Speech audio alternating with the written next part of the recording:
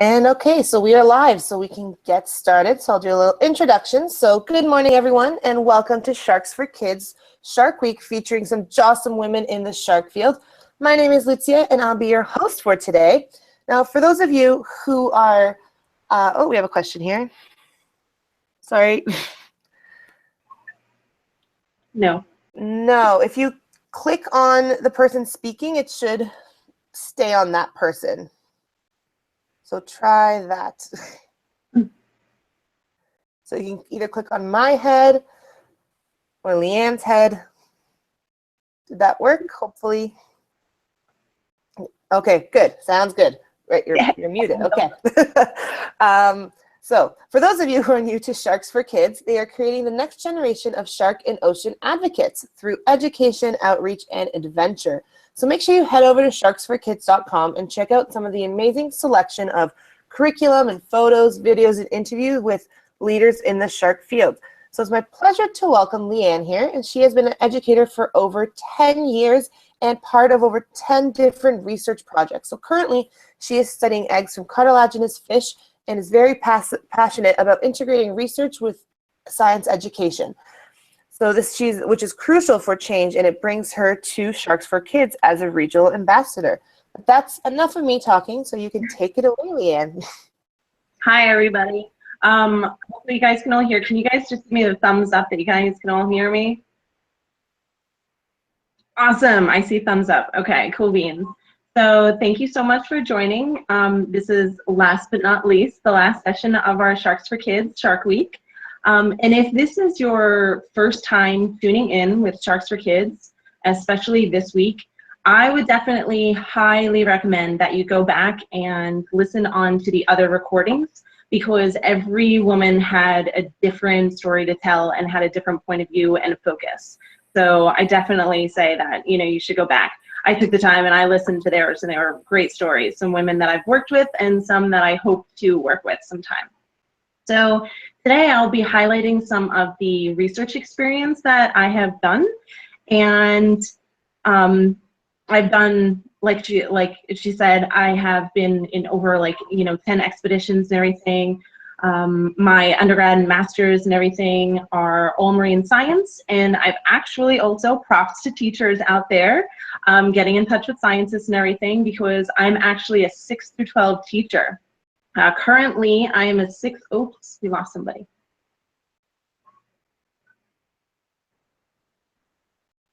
Hopefully they'll jump back in. Currently, I'm actually a 6 through 12 teacher in New Jersey, inner city, and I am actually conducting research and investigating egg cases, which I will talk to you guys about, at New Jersey Institute of Technology. You guys good? I see them there now. Mrs. Lynch, are you guys good? Yeah? Okay. So, well, without further ado, I'm just going to jump right in, and let me share my slide with you guys.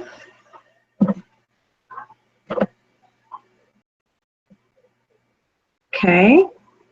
So, all right, so you guys can see my pictures. You guys are muted. Can you guys see it? Yes. Okay, okay. You guys can't see me? You see the pictures? Yep. Okay, cool beans. All right. So, on the top left is a sandbar shark. And when I was at Coastal Carolina University, they were doing a survey around Winn Bay, and that's actually one of the first sharks I've tagged. So in this slide, I'm going to talk to you guys about some of the expeditions that I've taken part. And with each of the expeditions, it was focusing on different species. And with every species that you're going to collect data on, they're going to, quote unquote, work it up in a different way. But depending on whatever species and whatever study it is, really what the focus is to know more. The more you know realistically. The more that we know, the more we're able to understand them.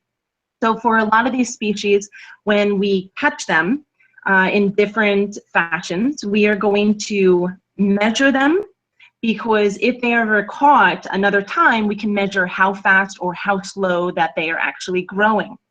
We are also going to get a blood sample. This blood sample allows us to know different stress levels. We will also have a fin clip or a biopsy.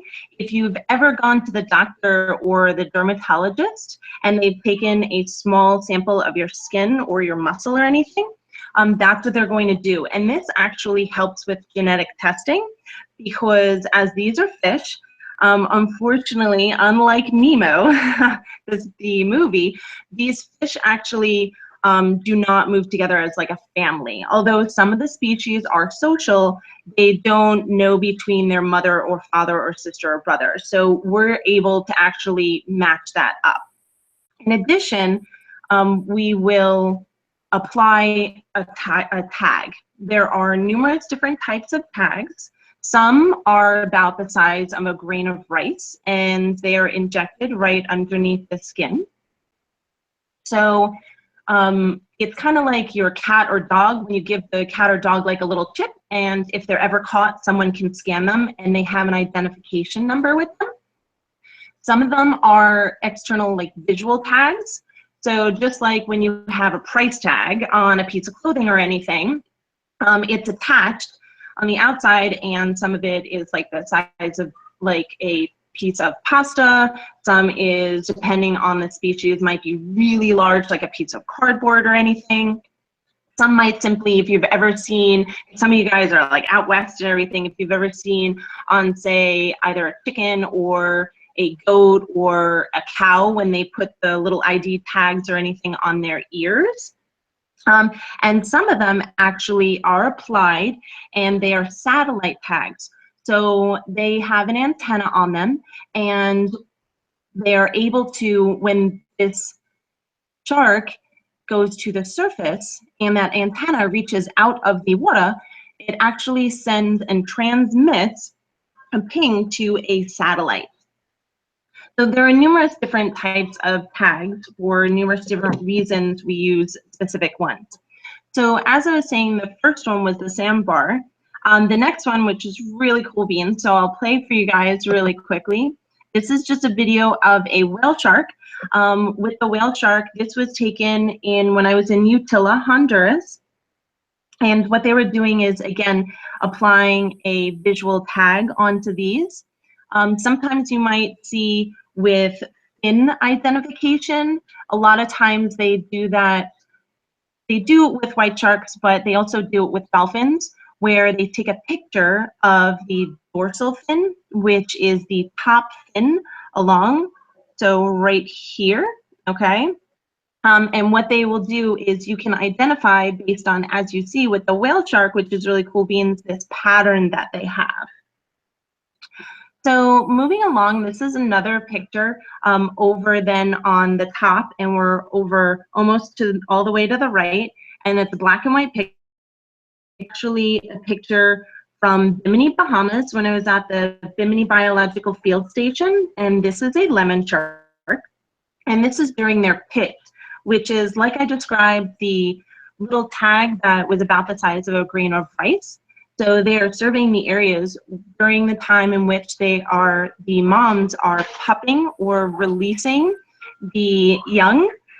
We are catching them to try to add them to the database and study them as they are going to return when they become mature, and then as they become adults, and the females will come back to, again, then lay their pups.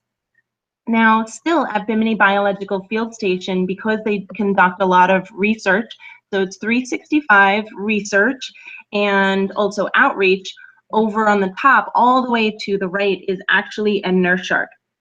So in the pen outside behind the lab, they usually keep either some rays or lemon sharks or nurse sharks, because whenever they give a tour, they again want to make sure that they are able to give that interaction to the public, because a big thing with science or with misunderstanding these species is that people are not engaging with them, and they don't get that one-on-one interaction with them. So this allows people to actually interact, sometimes even touch their skin and learn about them and actually see them seemingly in a wild environment, because they're outside and they're just in like a closed off pen area.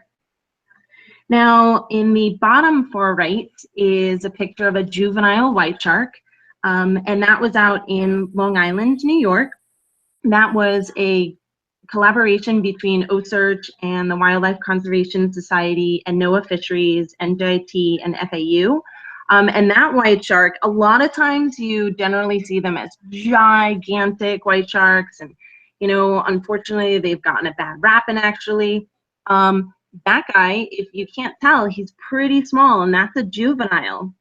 So he was only about 4.5 feet. So that's definitely a lot smaller than me, because I'm 5'9". So again, what they were doing is we were placing these tags on them to see where they're going, because we want to learn about where they're going, what they're doing, when are they in the shallow areas, cold or warm areas. And again, you're able to, with these satellite tags, you're able to actually track them in real time per se. So in the bottom middle, that was actually taken on a boat trip when I was at the National Marine Educators Association. Actually, like I said, I'm a teacher. And that guy was in Providence, Rhode Island when we went out on a fishing boat. And if you're not aware, the dogfish are actually fished greatly in that area, and Sharks Advocates is really pushing for a lot of education and for people to be aware, because a lot of times they're misidentified, and they're caught with bycatch or generally fishing or things like that. And we don't know a lot about, like a lot of these species. We're still learning things. And a lot of times, when people ask and they say, how many of this species are there? And with the populations, because some species migrate for hundreds of thousands of miles. Sometimes they're in Australia, and then sometimes they're in the US, and we're not able to really get a catch on how much there is actually in the population, especially for these small species. So it's really important to correctly identify species and to know about them. So when I was on this boat trip, I saw that they were catching them, so I took that time and actually talked to the public about them, and we actually released that shark instead of him going to a fish market or anything, which was really cool being. In the bottom left, you guys will see a tiger shark, and that's when I was, that's from Miami, Florida, with UM and Rasmus. And they're doing a lot of small different projects and everything, looking at the role of sharks and how they play in that coastal ecosystem and everything. And a fun fact, if you guys look at it, you might have looked at it and you're like, wait, that's a tiger shark, he doesn't have stripes. That is going to be a smaller, or like we say, like a subadult or a juvenile. When they're born, you actually see that they have dots, and then as they get larger, they start to stretch out, and that's what gives them the stripes as they're going to, grow up, which is really cool to see. Then on the left, in the middle, you'll see an adult white shark. And that was actually when I was out in South Africa and looking at the predatory behavior and the breaching. If you've ever watched Shark Week or anything, I'm sure you guys have seen the breaching. And that adult, so if you remember, like I said, the juvenile was, or the pup realistically, we call them young of the year. And young of the year realistically means that he was born within that year, and he has not even gotten his first-year-old birthday, which is really cool. So I told you guys that he was about 4.5 feet. Now this white shark, the adults, will be up to about 15 feet. So usually from my classroom, I get feedback, and you guys are like, "Oh, that's cool beans" and everything, but it's silent. So I will keep going, and on to the next slide. Here we go. So now here, although they look one thing, although all the species that I showed you so far, were very unique and everything, they actually have one major thing in common. all these species have live birth. So they're going to be born like you and I were. We have an umbilical cord or a scar, like our belly button. They have a little umbilical scar instead of a little belly button. But I've been studying species that actually lay eggs. Some sharks actually lay eggs. So I'm going to switch gears, as you can see here. And on the top, all right, you'll start to see that you can see my hand. And so you can kind of gauge that these are really small species.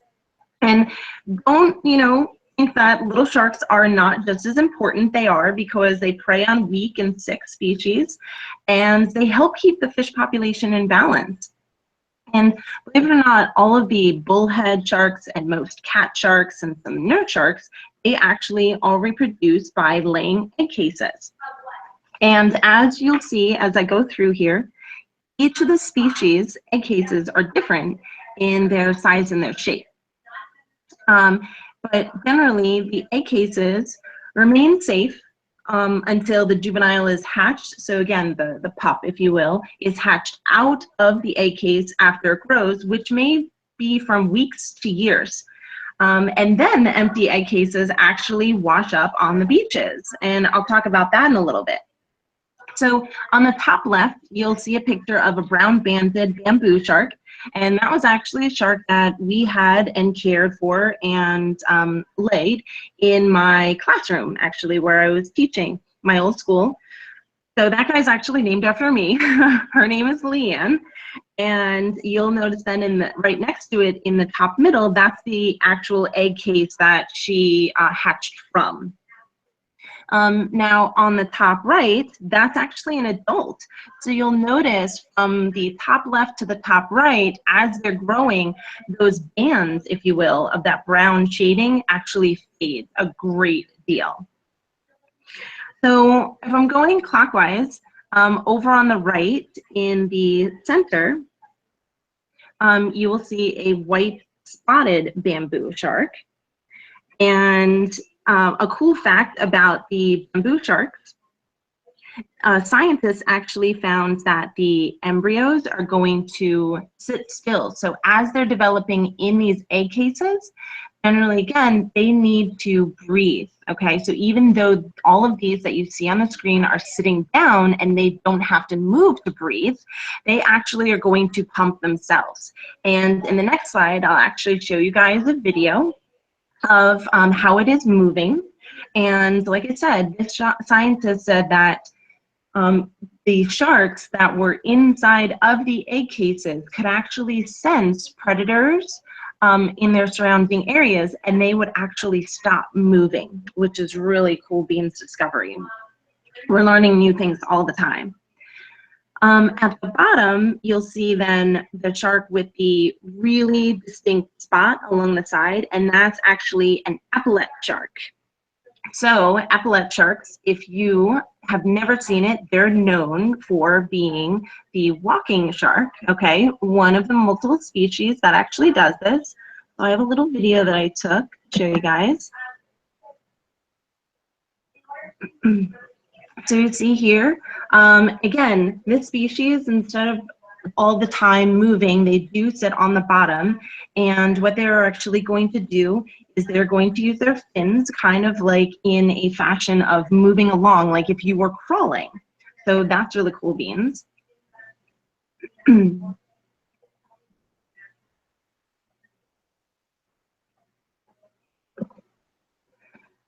So as we continue,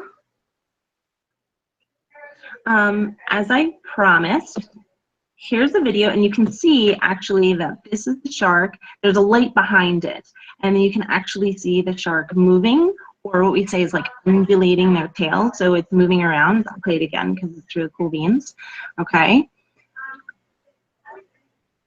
And when in the wild, when they are actually, so this one's an epaulette, when they actually sense a predator, they will actually stop moving to kind of protect themselves, so that way a predator is not going to eat them. So in the middle is actually a nursehound cat shark egg case. And this one's cool. This one was sent to me from Scotland. And again, you can see the yolk sac and you can see the embryo, even though it's really small. The other thing that you can notice with these egg cases is they have like these tendrils along right here, okay, on the top and the bottom, just like, you know, some girls or boys have little curls along the side of their hair right in front of their ears, so those are tendrils. These tendrils actually act as anchors. So just like a piece of string from a balloon or anything, or a leash on a dog, as you see in the top right corner, that all of these egg cases are kind of wrapped around. Sometimes they're wrapped around the substrate, meaning the rocks or the coral or anything. So they're hanging off a cliff, or they're found in really deep seas. So over on the right, so now you'll start to, we're leaving kind of the egg cases, and you'll see some of the species that actually lay these type of egg cases. So over on the right in the middle is a spotted dogfish. There are smaller or lesser or greater spotted ones depending on their spot pattern. This guy, again, he's from Scotland. And, excuse me, on the bottom right is a chain catfish, or chain cat shark or dogfish. I know that cats and dogs are totally different, but dogfish are a type of cat shark, actually. So they catch rule. Just kidding. So you'll see here again the design where you can kind of see that it's chain-like. And their egg cases actually have like a pattern. So even for some, they're very smooth. But these guys, they kind of have like really fine little ridges, which is kind of cool. Now in the bottom on the middle, or in the middle, that's actually a coral cat shark. And if you go to an aquarium or anything, I would definitely tell you to check it out, especially in the reef exhibits or anything. Because they're really shy and they're nocturnal, and they often hide in crevices. So they might be in the tank and you won't even realize it. So definitely check out and look for these guys, or ask an aquarist or somebody who works there. So one thing that's cool beans about some of the species of cat sharks, especially like the swell shark, fun fact, like I said, most of their time is going to be spent on the bottom because they're bottom dwelling, and they're going to hide in crevices or holes.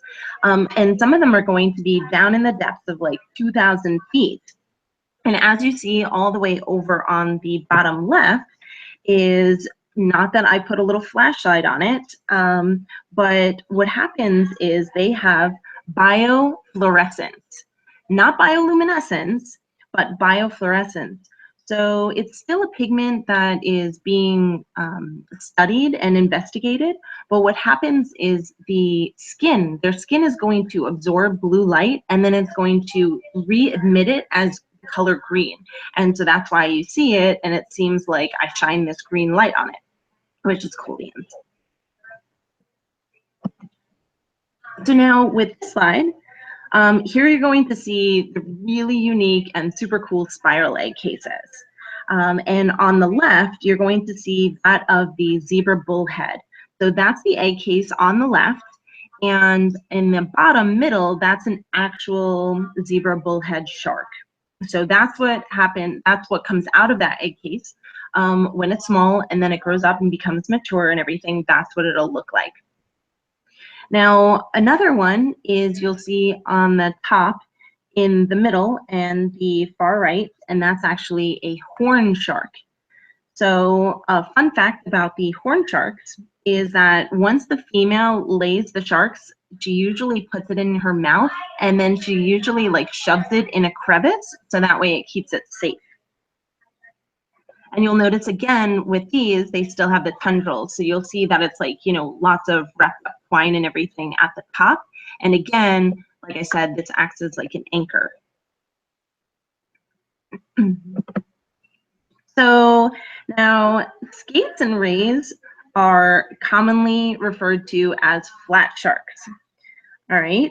So if you didn't know it, sharks are all cartilaginous fish. So their skeleton is made of what your ears and your nose are made of. And if you touch them and everything, you can tell that they're really flexible. This helps with the flexibility. And there are other groups of fish that are cartilaginous as well. And that is the Skeets, the rays, and the chimeras. So we're going to start talking about the Skeets and the rays. And on the top left, you'll see the egg case. And on the left, on the bottom, you'll see the big skate. So that big skate actually came from that egg case. And it's one of the largest skate cases that there is. And it's only one of few species where actually sometimes they have multiple embryos. So multiple sharks actually come out of that case, which is pretty cool. So in the top middle, you'll see that is the winter skate and the egg case that comes from it.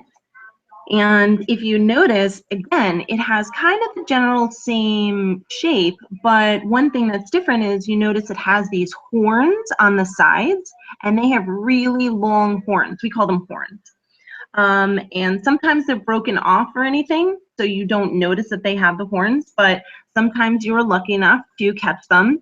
And if you guys see, like I said, they wash up along the beach. So all the way on the right, you'll notice that I found all of these, and some I passed by. This was all that I could carry in under an hour of a walk on a beach, which was pretty cool beans. So you can actually catch them. And what's important actually is catching these actually helps you identify areas where they are going to be laying the egg cases and where these pups are going to be hatching.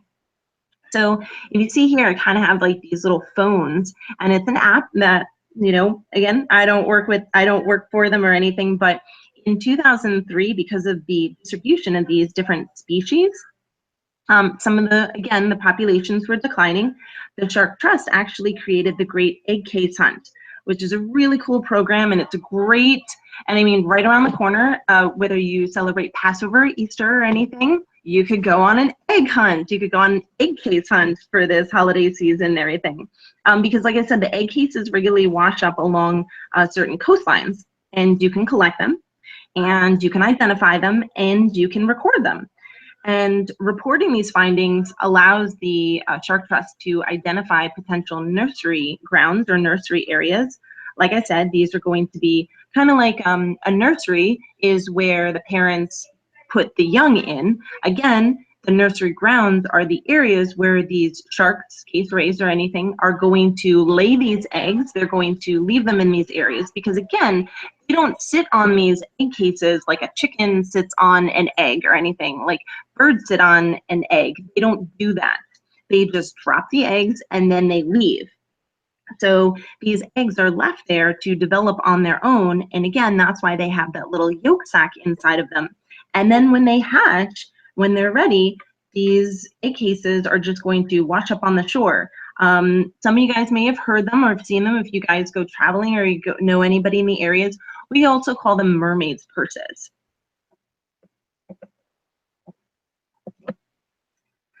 So the last group, like I said, is Chimera. And maybe that word was like, Chimera, I've heard of that in mythology, but it's not a mythological creature that we're talking about here.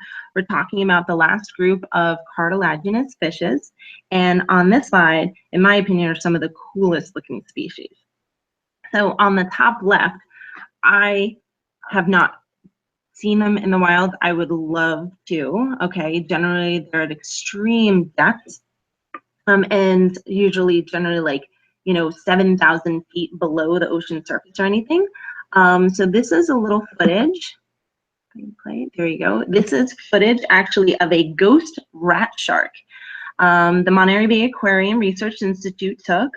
And you'll see then here again, here's a close-up picture of a ghost shark actually, which is really cool beans. Now, these guys also lay these egg cases, which are beautiful. So these that you see in the top, in the middle, are actually the size of, let's see, like probably a reading book, if not bigger, that you guys get. Or if you guys have like a standard water bottle, they're probably about that big, okay? even larger. So they're really cool, and you can see even, you know, with my hand that you can see that they're really large. This one is actually the Australian ghost.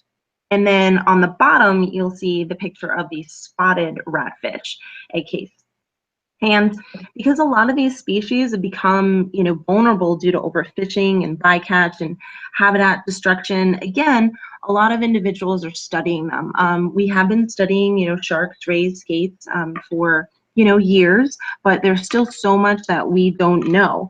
And if the adults are not able to produce enough of the young, and if these egg cases are not, you know, given the environment or the conditions that they're able to grow and develop in, and the populations may wind up collapsing.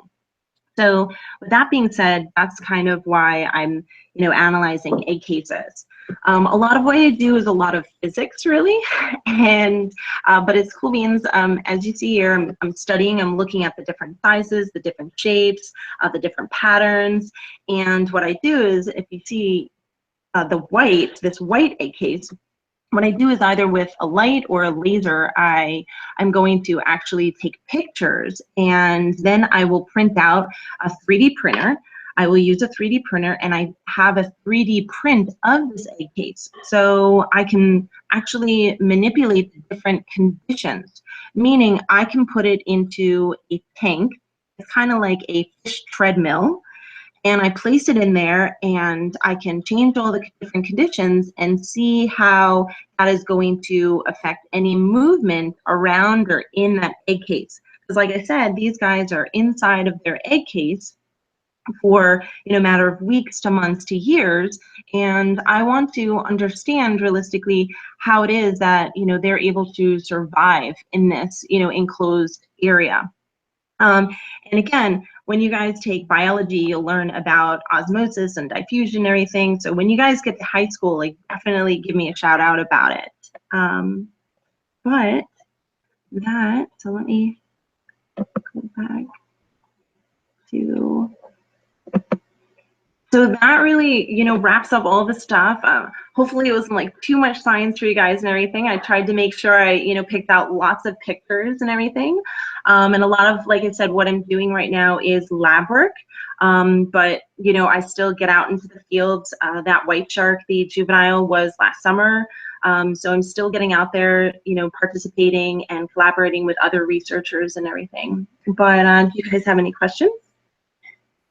Yes, so we can do some questions now. For anyone watching live on YouTube, you can also type your questions in the chat box on YouTube. Hopefully that's where Mrs. Lynch is, because she's having some internet difficulties, so she had to drop out of the Hangout. So she said she'll try watching on YouTube, but definitely type in any questions that you have on the side there. But we'll do a round of questions with everyone here in the chat. So we'll start with 2 per class, and we can keep going. We'll start with Mr. Hollis's class here. So do you guys have any questions? Yes. Did sharks get cancer? Do sharks get cancer? Yes, actually, and that's why there have been studies and everything. So that's why a lot of people, unfortunately, especially medical researchers and scientists, they're telling people, you know, for these pills that say, oh, take these pills and everything to, you know, take shark cartilage and everything so you don't get cancer. It's not going to help, you know. Do you have another question about Mr. Hollis's class? Yes. Like the closest experience you ever had with a shark that could have resulted in like a really bad situation? Really bad situation. Okay, let's see. Oh, okay. I really don't think it was bad for me, actually. It was bad for the shark. When I was out in Bimini with the lemon sharks, like I said, the juveniles, when they're pups, when the pups are, you know, birthed and everything in the area and everything, they're going to be in the mangrove areas. Now in Bimini, there's been a lot of construction, and they've changed a lot of the water quality from dredging the area and ripping up mangroves and things like that. There's a lot of chemical runoff, and there's a lot of silt and everything. So imagine when somebody who's a smoker puffs into your face, you kind of like choke and like you try to gasp for fresh air. So what happened is these pups were in this area, and it was so silty and so murky and everything that they weren't able to really grasp a fresh air. So when I was kind of catching them, they were just spinning with their mouths like out of control, unfortunately. And he actually, like, you know, got a pot of my shirt.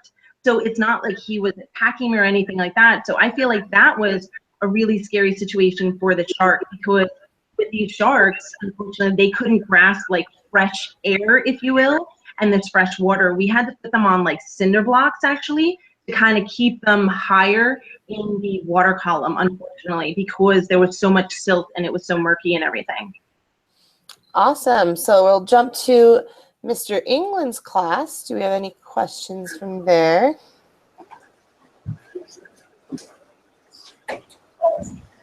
I see hands. I'm Bradley, and do you know what is the most docile kind of shark? Thank you. The most docile.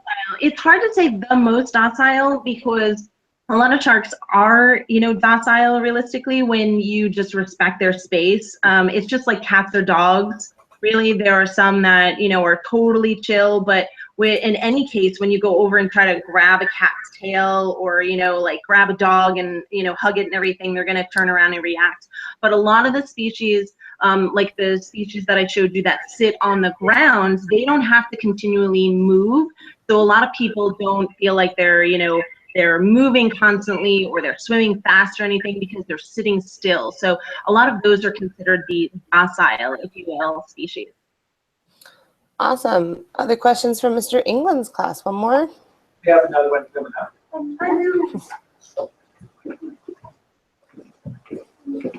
Hi, my name is Kirsten. My question is, how many species of sharks are there? Thank you.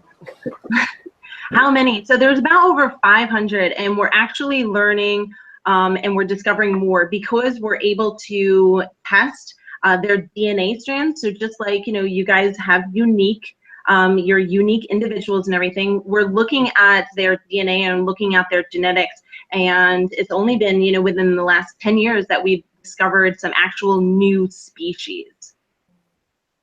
All right, so we'll go to Mrs. Hearst's class. Do you guys have a question? Yes. Hi, my name is Isabella. What are some behavioral adaptations of the shark? Behavior identifications? So like, what do you mean, like behavior? So behavior adaptations of the shark. Behavior adaptations? Wait, can you repeat that again? So ask your question one more time. Can you hear us? Yes. It's just a little delayed. So.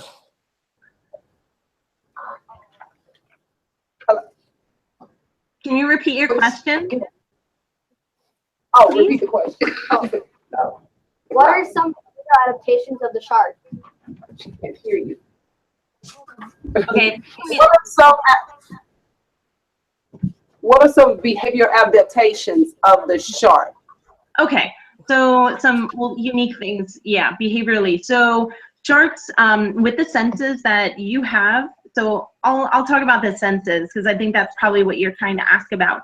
So the senses, again, the ability to smell and to see and everything, but they actually have one that's more unique.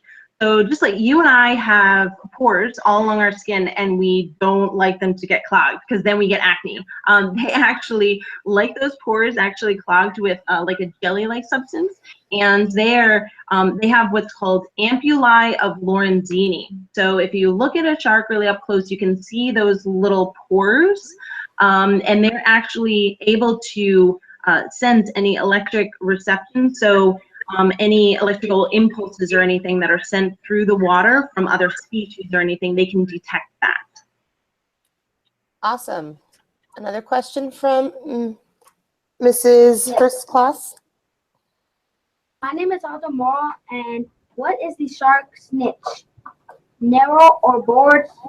Are all of the sharks in the ecosystem? So their niche, their role in the ecosystem, it really depends on what type of environment. So sharks are located, depending on their species, in lots of different habitats. Some are going to be in a mangrove area. Some are going to be in the open ocean.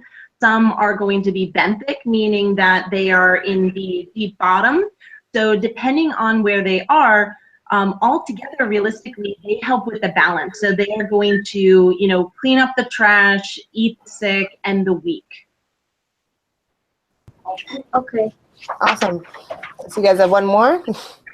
Yes, ma'am. Is that okay? Yep, that's fine. Hi, I'm Miles Owens. How many eggs can a female have? How many eggs? So again, only some species will lay the egg cases. The larger species, like I said, like the white shark and the tiger shark and the bull shark, they're going to have the live young. And depending on the species, some may only have a few, and some may have up to about like 20 or so. Now with the egg cases, some may only, they're going to lay one at a time, and some can lay a handful at a time altogether. Awesome. So do we have any more questions from Mr. Hollis's class? Oh, I guess you guys are all getting ready to leave. If you guys have any other questions, you can go ahead and reach out. All right, I think we might be muted, but we can go. Does Mrs. Hearst have any other questions? Sure, I'm here. Thank you to the classes who watched and who are leaving. All right. Mrs. Hearst, do you have any other questions? I see some kids standing up.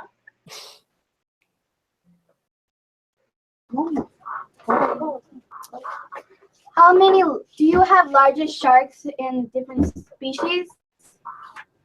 So the largest shark is the largest fish in the ocean, and that's the whale shark. So the little video that I showed you in the beginning, that guy is super cool beans and huge, so like the size of your school bus, if you will, because they're going to be about 40 to 50 feet. And so that is the largest. So some of the smaller sharks are going to fit in like the palm of your hand. And you know, they're not get much larger than a foot for their whole life. Thank you. Welcome. You have another one? Hi. Does a whale shark has as many teeth as a great white shark? Ah, great question. Okay. And the whale shark is actually really unique because they're going to have very, very small tooth-like structures. Sharks in general are going to have hundreds up to thousands of teeth in their lifetime because like you and I, unfortunately, we lose our teeth, our baby teeth, and then we get another set. Now with sharks, they're continually making them, and that's why you can find them in the ocean. So whenever one falls out, another one is right there to take its place. Now with whale sharks, they're actually, even though they are the largest fish in the sea, they're going to eat some of the smallest organisms. They're going to eat the plankton of the krill, okay, in the ocean. So plankton, like microscopic little organisms, that's what they eat. Whereas a white shark is going to feed on larger fish or like seals or sea lions. Awesome. And we can have one final last question from you guys, then we can wrap up our hangout. Sure. Okay, thank you. What do we call the sharks that live in the deepest part of the ocean? So all species that we call, so whatever species, whether it's a shark or whether it's, you know, a type of eel or fish or anything, we call them benthic. So benthic is bottom-dwelling organisms in the deep sea. Some of the deepest species, like I said, are like the chimeras. That video that you guys saw on the last slide. Really funky fish. They're cool. Thank you. Thank you. Thank you. Awesome. You have another question? We can take some more if you want.